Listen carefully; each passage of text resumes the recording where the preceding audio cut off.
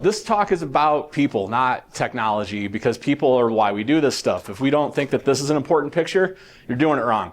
This is a family playing Monopoly. Monopoly is a great game. I love games. I'm so looking forward to game night tonight. But that's why we do this stuff. And when we think about security, we often just think about this giant wall of text and this wonderful world of computers talking to each other. And let's not forget that this is where that resides. What on earth is going on in this person's life? Who are they and why are they like this? The point is, everybody's on this journey together. And this is what doing this process at DefCon, which I'll explain in a second, really taught me. I already kind of knew it, but it made it sink in enough that I wanted to write a talk about it and share it with all of you.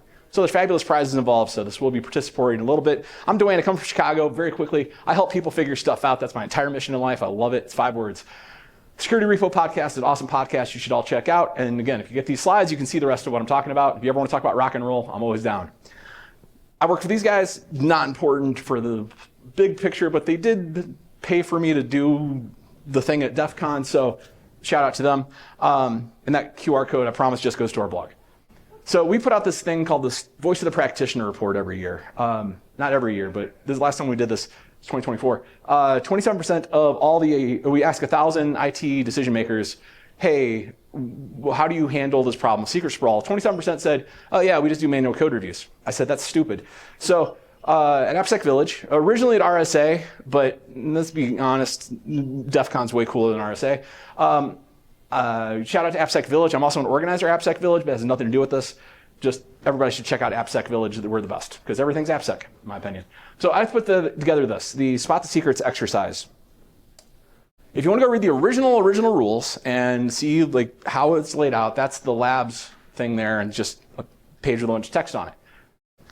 But this is what it looks like. In fact, I have copies of it with me. It is a card game.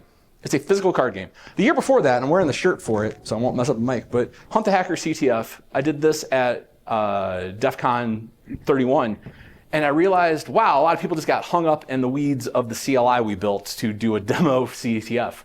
So I said, what can we get people away from the keyboards? Let's just get them away from the keyboards. So the game works like this. It's not a game, it's an exercise, because it's not replayable. After you play it a couple times, you're done. But it's cards that have commits, logs, Slack, and Jira snippets, just snippets. But remember, 27% said we rely on manual code review. And I ran 168 people through this, just there. Another 60-some at RSA, and then hundreds of people have played this around the world for other versions of it. A close-up of it, but does anyone think this doesn't have a secret in it after our keynote this morning? We can talk about that, but yeah. And then how do you check your work? A flashlight, a little ultraviolet light flashlight. So you can see V means valid, and S means secret. Huge thanks to backdoor breaches. They didn't help me build this, but without them, I wouldn't have had the idea of let's get away from the card. Let's get away from the machine and figure out cards. And then I figured out that cornucopia exists, and wow, that's so awesome. If you've not played cornucopia, go OWASP, go. And then wrong secrets is where the actual code came from. So open source OWASP project, if you want to do a CTF against really poorly maintained secrets in a repo, it's free. So 162, I said 168, but whatever, who's counting? What did I actually learn about all of this? One, building the card games is not the thing I learned. I already knew how to do that. That's not the hard part. The hard part is communicating with people. The biggest thing I walked away with is I already knew this intellectually, but it hit me like a hammer at one point at DefCon 32. There's no one true background, is there? It's a myth. It's a lie. Everybody I talk to on the podcast always says the exact same thing. I have a non-traditional way into security. There's no traditional way. I've met 2 people that have ever taken security as their mission when they got to college. One of them is the head of security at my company. But all roads lead to security. No matter what your background is, you can get into security. I bet if I ask every one of you, you'd have a completely different background of oh, this is how I got into security. I stumbled backwards into it. I'm a DevRel.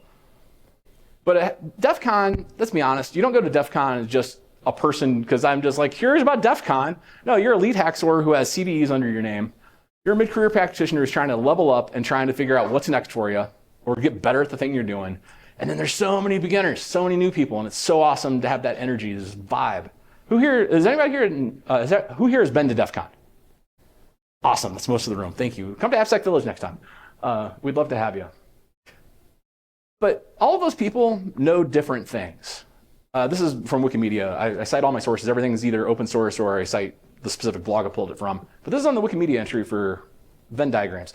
But we have this notion like, oh, everybody knows security. But that means like we have this overlapping thing in the middle that's like security. And then we know our domain, like that PowerShell talk that just happened. Like, I don't know PowerShell.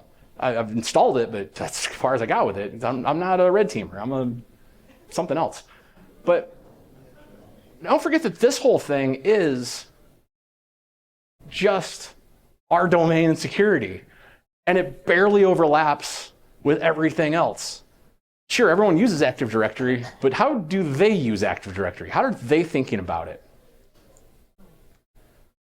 And the biggest takeaway, and I've said this to so many people since DefCon, well, if we make assumptions, we shut down the learning process because I assume you know something. And I am so thankful for Wild West Hacking Fest because 2 talks I went to today both said, hey, I'm going to talk about this thing in dev, and let me explain that first. Now, the PowerShell is like everybody's installed PowerShell. We know what that is. We don't need a primer on that. But we can't make the assumption that you know because, again, everybody's different. This is the question. Actually, I wrote a whole blog post about this. Do not take a picture of this. Just go read the blog post, DefCon 32 on our blog.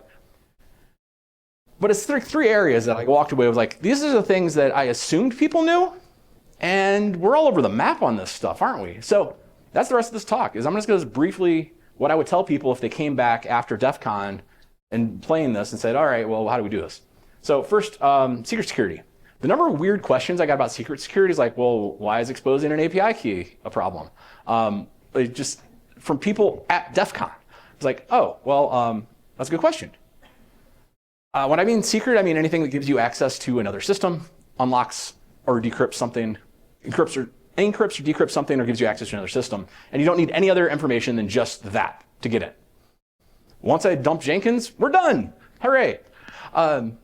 We put out this report every year. The state of secret sprawl and the voice of the practitioner are both not paywalled. They're not emails signed, a blog, anything. Just go with an anonymous browser, go on Kali and download them. Again, you get the links at the end, or hit me up online. So last year, this is for a prize. This is for an actual copy of the game from DefCon. And we're playing Price is Right rules, and we got to be quick because I don't have much time. How many secrets do you think GitGuardian found in public, added to GitHub public, just in the year 2023? I'll start Price is Right rules. 2 million? 6 million. 1.3 million. I need raised hands, so otherwise I don't know who to give it. 1 billion. That's a great number, but no. 5 million. 8 billion or million? Billion with a B now. 13 million? I'm going to give it to 13, even though I said this Price is Right rules because you were the closest. It was 12.778. Come up and get your prize later. I'm not going to throw it. You can come up now, but you'll be on screen. Yeah, that's a terrifying number. I know we applauded it just now, but we're applauding him, not the number. But yeah, it's terrifying. It's getting worse, not better. I'm working on the report for this year right now, and I'm not revealing that number till RSA. But yeah, it's not good.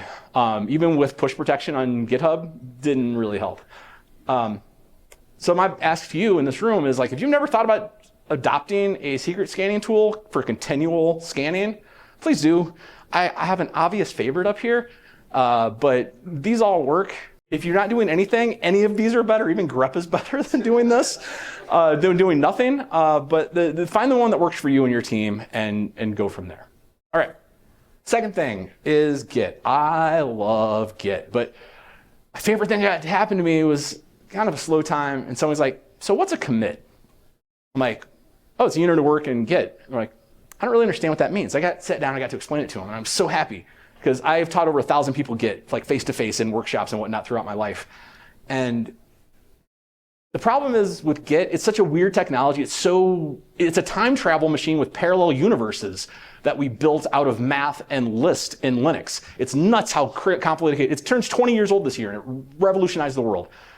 But nobody sits down and says, hey, do this. When you get to a job, they say, do this by then. Figure it out. And if we had to learn any other language, if we had to learn, like, if you just sat down and was like, oh, you're just going to learn 8 commands for Kubernetes, and then you're good. Yeah, we didn't get anything done. So everybody comes to their own path. Again, everybody's path is different. There's people that read the Git book. It's free, git-scm.com. book, I think is, I don't know, look it up. But there's a book, it's free, it's how it works. If you aren't comfortable rebasing with interactive, rebase-i, get rebase-i, go read the book. It's not hard, but the reason you've blown out your directory so many times is because you didn't read the book and you don't get it. Because you only know 8 commands, because you learned it backwards and you learned those just enough to get your job done that day. Or you're using a GUI. I love GUIs. I used to work for GitCracken. It's awesome. GUIs are great, but they make it auto-magical. You don't know what it's doing. You don't understand the concept. So very briefly, I know I don't have a lot of time, but Git takes a snapshot of your entire directory it's looking at and all the subdirectories at a certain point in time. And what I mean by snapshot is it actually takes the image, shrinks it down of the file itself. It turns into a blob, a binary large object, or log object, depending on who you ask. Slams that down into, when you do git add, it pushes into one file called the index. The index is just a file with smashed down compressed files in it. And then when you say commit, it smashes those into a giant chain of those. And if you didn't make any file changes from last time to the first time, or from version like here, if I don't make a change, Git's smart enough to just like, oh, that's the last thing in the chain. And it does that throughout time. Now the problem is, if you put something here that's like a password, and then you overwrite it in the next one, guess what? This commit will still exist literally forever. And when I say literally forever, this is a terrifying blog post, not just linking back to our stuff, but this one actually disturbed me when I read it. Do you know that if you erase a commit off of GitHub that you've already pushed, it's still in the cache, unconnected to anything. It's just there. There are so many unconnected, like parentless, disconnected commits out there in the world. It never goes away. You can fix Git locally. You can't fix it once you push it. If anybody ever wants to have any help learning Git or resources on it, talk to me. I love teaching people Git. All right, third. I had so many weird questions, and I'm just going to throw it as a bucket. I don't talk about it a lot in the blog post because, well, I'm talking about Git and secrets security mostly in the blog post. But people ask me like so many questions, like developers really do this? Or you mentioned Jira. Like, how does Jira play into this? And just in the course of the conversations. And it made me realize like, maybe not everybody understands DevOps. Maybe not everybody understands it at like, who here, raise your hand if you've ever read the DevOps Handbook by John Willis and others. The Phoenix Project? Go read the Phoenix Project. Even the people that read it, reread it, it's great. And the Unicorn Project's not as good, but the Phoenix Project's great. And the Gold by Goldblatt is really good. It's based on that. Anyway, but when we think of DevOps from the outside and you're not knee deep in it, it looks like this. This is clean, beautiful. This is off Wikipedia. It's great. But if you live inside of it, it looks more like this. I wish that was a joke. And this is, so pick your path through there for like, okay, you're not going to use Jenkins and Travis together, but you're going to use one of those things. You're not going to use Trello and Basecamp. Lord help you if you are. Those things don't really like talk. Anyway, but you're going to pick a path per team, per application, basically, is how the world works. How many people have ever built, and this is not accusatory, this is literally, I'm curious, how many people have ever built an end-to-end pipeline where it went to production, meaning that it was publicly visible and other people could interact with it? End-to-end. Okay, that's, for those at home, that's a 1.5, well, we'll just call it 2 hands, got 1 and 2 halves, so we'll call that. I had this a couple times. I have, not in years, but it gave me a deep appreciation for like, oh, this is not magic. This is a bunch of just connections going like this until they go like that. This is the world that the developer lives in. This is the world that the DevOps team lives in. Security is in there. And when we say DevSecOps, we like shove it right here somewhere. And that's DevSecOps now. Their job is to get it running. Security should be part of that. It shouldn't be separate. It shouldn't be over here saying, hey, you did this wrong, while they're like screaming, no, I just got to make it work. And then there's shadow IT, which is the most under-talked about thing in our space. We love talking about the devs. We love talking about those IT environments. We love talking about it. But what about that Power Platform that you can just set up databases and import customer data into? One of the scariest talks I saw ever on the internet is called All You Need Is Guest, which talks about if you give someone guest access in the Power BI platform, they get access to everything unless you specifically told them not to. By default, it's just open. every database everyone else built, they have access to it by default. It's crazy how powerful we're giving, what kind of powerful tools we're giving the business and saying, hey, are you putting test data in there? It's like, no, I just put customer data in there because I'm just testing this tool. That's a shocking thing, but that's real. What we need to do is be everywhere and understand exactly what they're doing. I'm not saying this is easy. I'm hoping to inspire you to at least go have one conversation out of this. Because if you look at this picture, this is a muster station. If you ever go on a cruise, this is like the international symbol for like gather here. We are not the ones in the middle. We're the ones on the outside. We need to overrun to them and figure it out with them. We need to, security champion programs are awesome. They're a way to get into there and get to the whiteboard when someone says, we're gonna use this data set, and like, wait a minute, we can't use that data set. That's the cheapest, easiest place to fix that problem. And that's what security champions are all about. If you don't have a security champion program, happy to talk to you about that, but that's not what this talk is. So my call to action.